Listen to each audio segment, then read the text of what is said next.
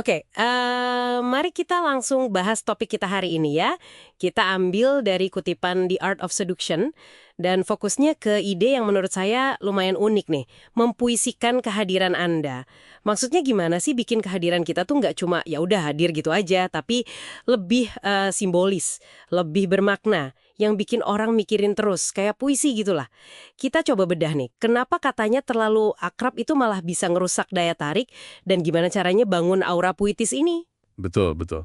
Konteks besarnya kan memang di seni persuasi ya, atau daya tarik.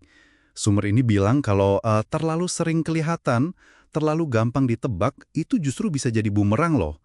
Jadi isunya bukan cuma soal gimana Anda tampil pas lagi bareng seseorang, tapi yang lebih penting lagi, gimana Anda hadir di pikiran mereka justru pas Anda lagi nggak di situ. Persepsi yang Anda bangun pas Anda jauh, nah itu kuncinya. Wah, ini menarik banget sih. Sumbernya kan bilang hindari keakraban sama paparan berlebih. Katanya bisa bikin orang lega pas kita pergi. Dan kalau udah lega ya udah selesai gitu katanya. Agak ngeri juga ya. Tapi gimana persisnya strategi mempuitiskan ini? Apa cuma soal ngilang gitu aja? Nggak sesimpel itu juga sih. Strateginya lebih halus ya. Jadi idenya itu selang-seling. Ada momen di mana kehadiran Anda tuh intens, mungkin menyenangkan, bikin semangat. Terus diselingi semua periode absen. Tapi absennya ini direncanakan. Tujuannya apa? Yaitu, pas Anda nggak ada, kekosongan itu bikin pikiran target jadi aktif. Ngisi celah itu. Dan seringnya, pikiran itu ngisinya pakai idealisasi. Nah, disitulah kehadiran Anda mulai jadi puitis. Aha. Jadi absen yang strategis ini justru mancing imajinasi mereka ya. Ini ada hubungannya sama yang disebut lingkaran cahaya ideal itu nggak sih? Gimana citra puitis ini bisa kebentuk di kepala mereka? Apa sekali? Absen itu ngasih ruang buat imajinasi, ngelukis Anda. Dan ini bisa Anda perkuat. Caranya, ya asosiasikan diri Anda sama citra atau ide-ide yang lagi besar, yang puitis. Contoh yang sering disebut di buku ini kan Eva Peron ya.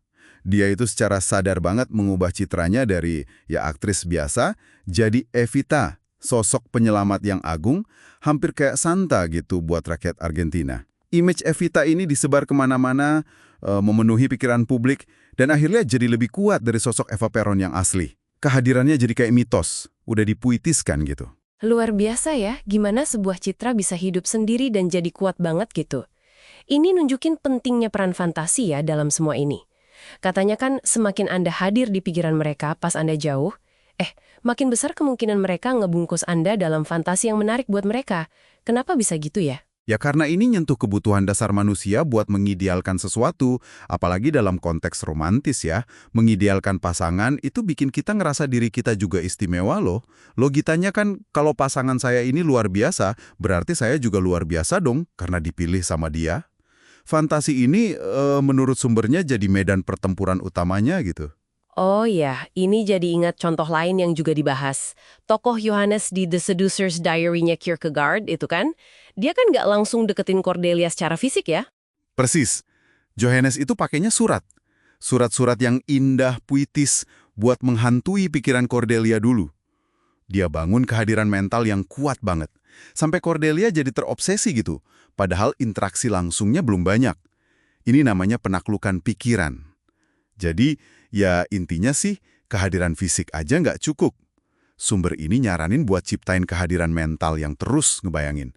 Yang puitis, agak misterius dikit, dan awet gitu. Oke.